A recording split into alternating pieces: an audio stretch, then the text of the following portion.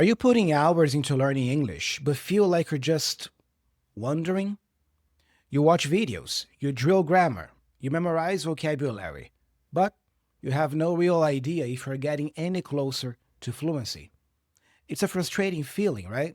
Like you're lost in a fog, hoping you're heading in the right direction, but with no way to be sure. You probably ask yourself, am I actually getting better? Is any of this working? Look, I get it. Most learners just want to communicate. You don't care about abstract levels or test scores. You're thinking, why do I need a label? I just want to speak English. Look, that's a fair point. But what if I told you that ignoring these levels is like trying to drive without a map or without a GPS? You know your destination, fluency, but you have no clue what roads to take, what cities you will pass through, or how to tell if you're even on the right path. Sure, you might get there eventually, after countless wrong turns and dead ends, but the journey would be stressful and inefficient. But what if you had a GPS for your English journey? A system that shows you exactly where you are, reveals the clear milestones ahead, and tells you precisely what turn to take next. Well, that system exists. It's used by millions of learners and institutions worldwide, and it's called the CEFR.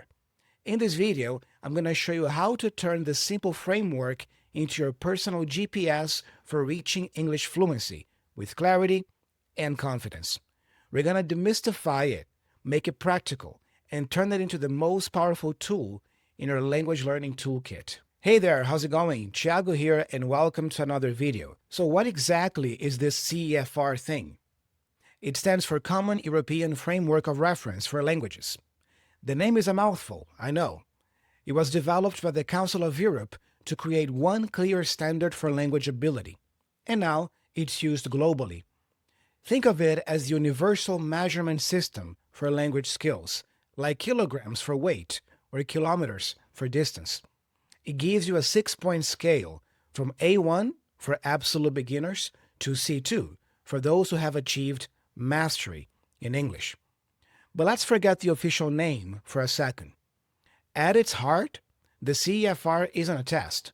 It's a collection of can-do statements. For each of the 6 levels, the framework describes what you, the learner, can do in the real world in English. It doesn't focus on what you know, like how many grammar rules you have memorized, but on what you can actually achieve with the language. For example, can you order a coffee? Can you take part in a business meeting successfully? Can you understand a movie without subtitles? These are all questions the CEFR answers. This is why the GPS analogy is so perfect.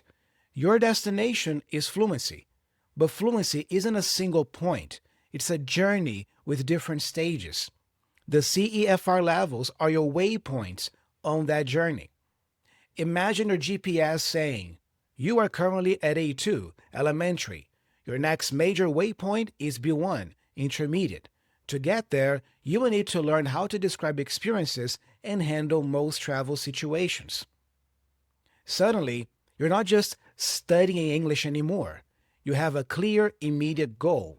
You know where you are, A2. You know where you're going, next, B1. And you even know what skills you need to get there. This stops you from making one of the biggest mistakes in language learning, using materials that are either way too easy for you or way too hard for you. Trying to read a C1 level news article when you are at an A2 level is like trying to scale a mountain in flip-flops. It's just demoralizing. The CEFR keeps you on the right road, tackling challenges that are just right for you. But what about that objection? I don't care about levels. I just want to communicate. Look, I hear you. But here's the thing. The quality and complexity of your communication change dramatically at each level. At a B1 level, communication is basically about survival. You can handle everyday travel and talk about your hobbies and dreams. At a B2 level, communication is about professional discussion. You can argue the pros and cons of different options, and chat spontaneously with native speakers without anyone getting stressed. At a C1 level, communication is about persuasion. You can use language flexibly and effectively, understand what's not being said, and handle complex ideas with ease. So, yes, communication is the goal, but the CEFR gives you the language to understand what kind of communication you are capable of now and what kind you want to aim for next. It replaces that nagging uncertainty with a clear, empowering roadmap. As you can see, knowing where you are in your journey is crucial for development. If you want my personal help with this, book a 101 call with me. I call it the Fluency Discovery Call. This is a 90-minute call on Zoom where you and I will talk, I will ask you questions, and I will help you determine what your current level of English is. I will do a skills assessment with you, and I will identify your strengths and your weaknesses in English. Later, I send you an action plan with steps to take and resources to use so you can take your English to the next level. To learn more about how you can book a one-on-one call with me, link in the description. Now let me give you a quick breakdown of the levels. Starting with the A levels, laying the foundation. Welcome to the start of your journey. The A levels, A1 and A2, are the foundation for everything that follows. At this stage, you are a basic user of English. At A1 level or beginner level, you are focused on survival. You can understand very basic phrases and introduce yourself. Your superpower is exchanging basic personal information like your name, where you live, often using memorized phrases.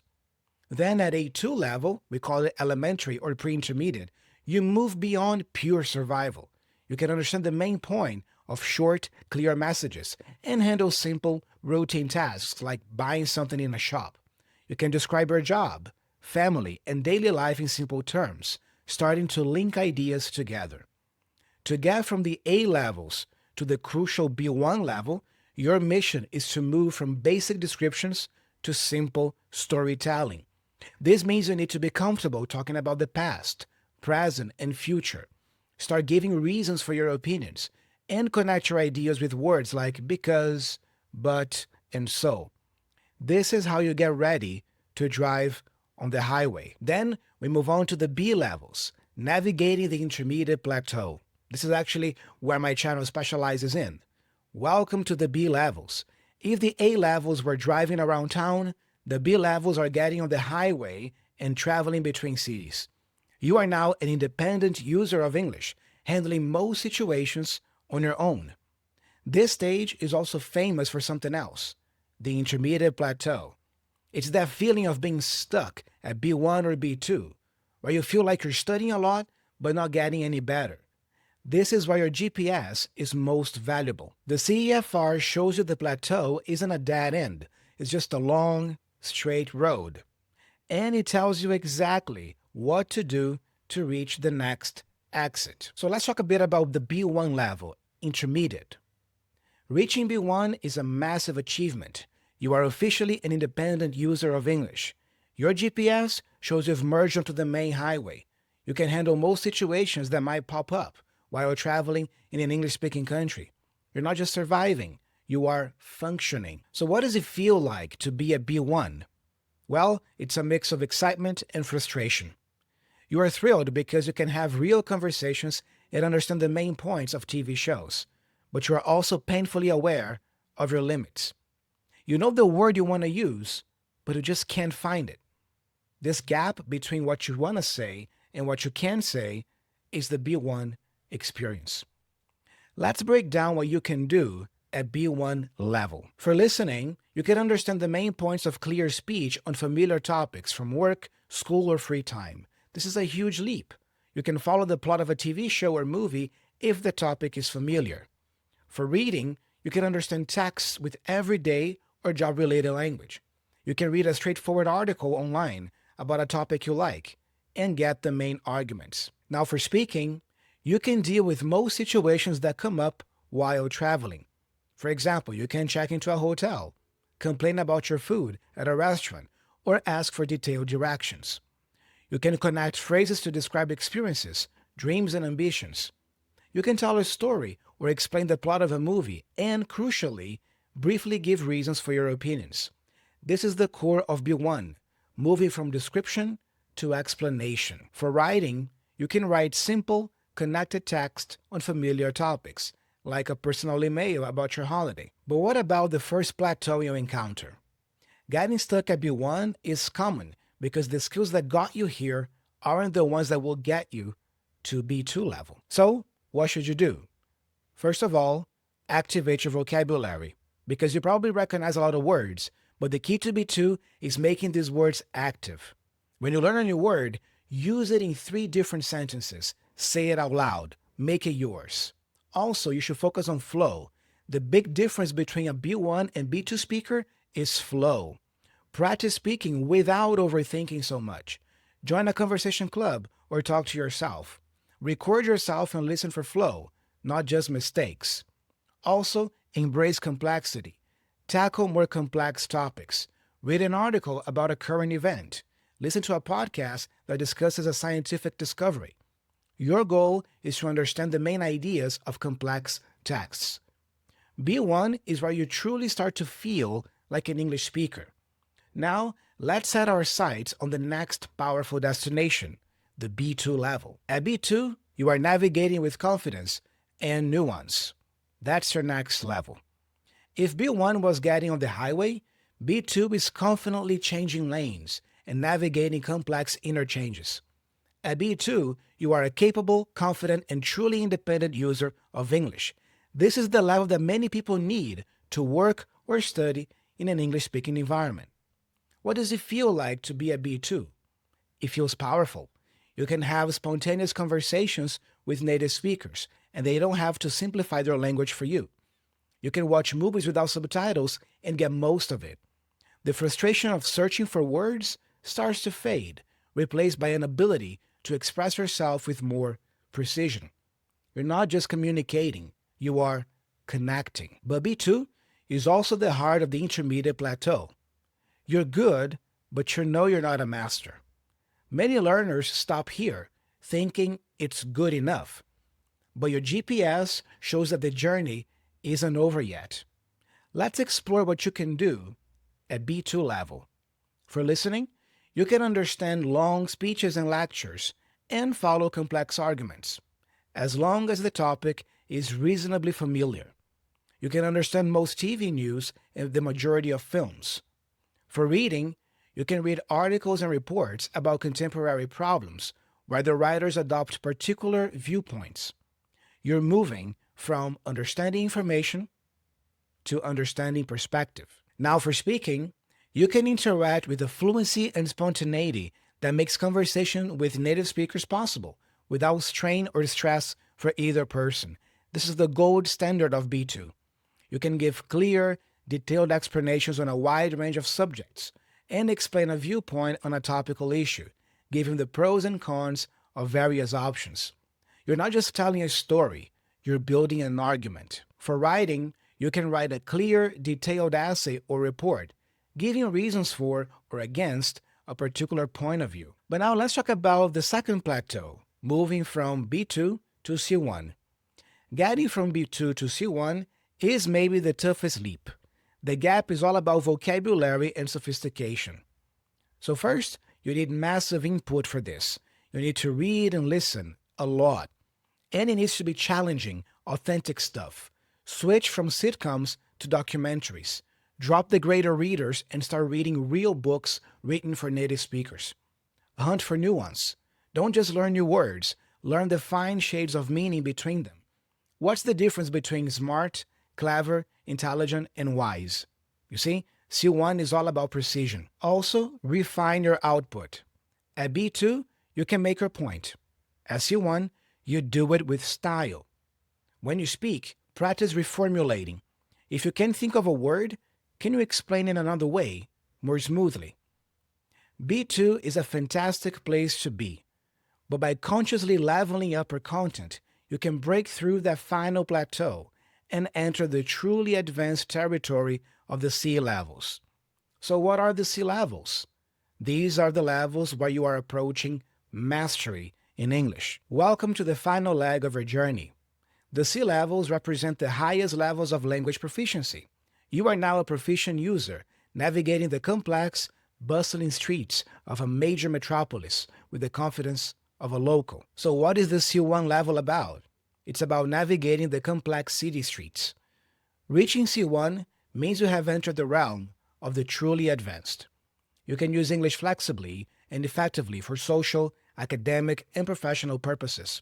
You are comfortable in almost any conversation, from casual chat to a high-stakes negotiation. What does it feel like to be a C1? It feels like freedom. The language is no longer a barrier.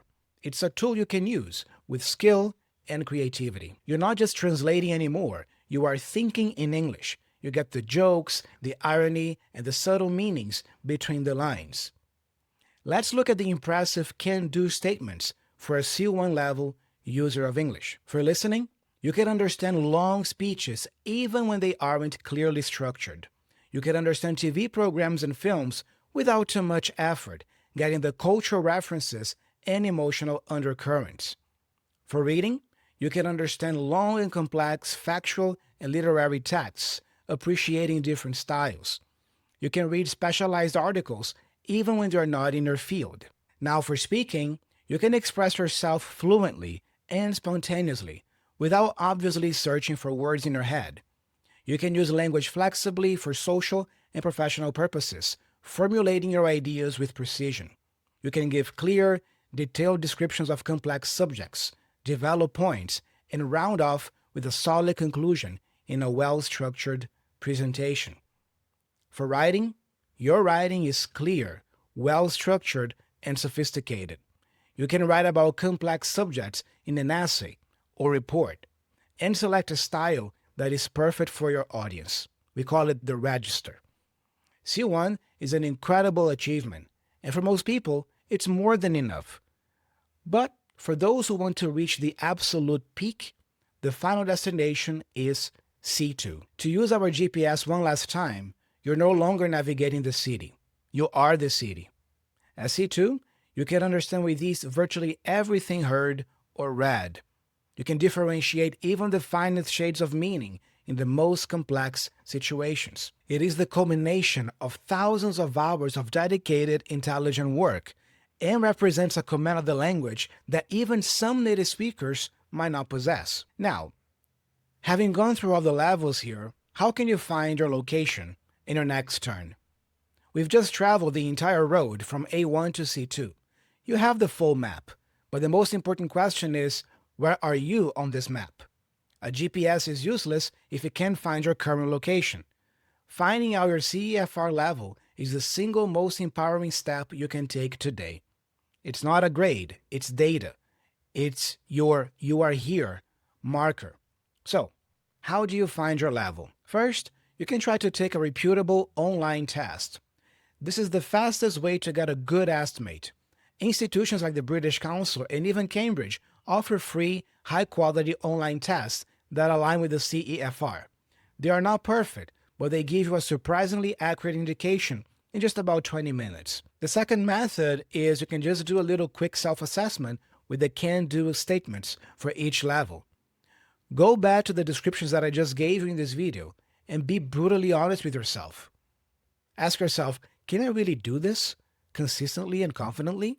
For example, a B2 level learner is able to interact with a degree of fluency and spontaneity that makes regular interaction with native speakers quite possible without stress and strain for anybody. When you speak with natives, do they seem relaxed or are they working hard to understand you? Your level is the one where you can confidently say yes to most of the descriptions. And the third method, which is my favorite, take a standardized proficiency exam. If you need an official certificate for a job or university, take a formal exam like IELTS, TOEFL, or the Cambridge exams like B2 First or C1 Advanced. These will give you a precise score that maps to a CEFR level. Once you have your level, your path becomes clear.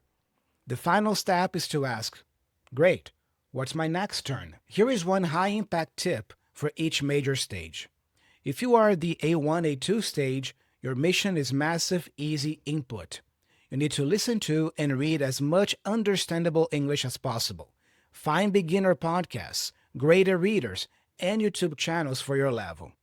If you are at the B1 and B2 stage, your mission is to turn knowledge into skill. You know a lot of words, but you need to force yourself to use them. Start speaking, talk to yourself, find a language partner, join a conversation club. Production, not just consumption, is how you break the plateau. And if you are the C1, C2 stage, your mission now is mastery through nuance. You need to engage with authentic, complex material. Read literature, listen to expert podcasts, watch challenging films. Pay attention not just to the meaning, but to the style and tone. So now you have the map, you have the GPS, you know the waypoints, and you know how to find your current location and plan your next move. The CEFR isn't just some academic tool, it's a system for empowerment. It gives you clarity, milestones to celebrate, and a real plan of action. Your English journey is unique, but you don't have to walk in the dark. By using the CEFR as your guide, you are taking control. You are becoming the driver. And now I have a question for you. Based on everything we've talked about today, where do you think you are on this map? What's your CEFR level? Head to the comments right now and let me know. There's no right or wrong answer. Declaring your level is a powerful first step in owning your journey. I love to see where everyone is, and you can connect with other learners at the same stage as you are. Remember, knowing your level isn't about judging yourself. It's about understanding yourself. It's about being able to look at your progress and say, I was there, and now I am here, and I know exactly where I'm going next. Thanks for watching. Again, if you want my help, book a 101 Fluency Discovery call with me. I can help you determine what your current CEFR level is, and most importantly, I can give you tips to get you to the next level. So, link in the description. I'm looking forward to talking to you. And if you want to keep learning more about the CEFR levels of English, you might want to watch this lesson next, because I go in more detail and explanations over here. See you soon.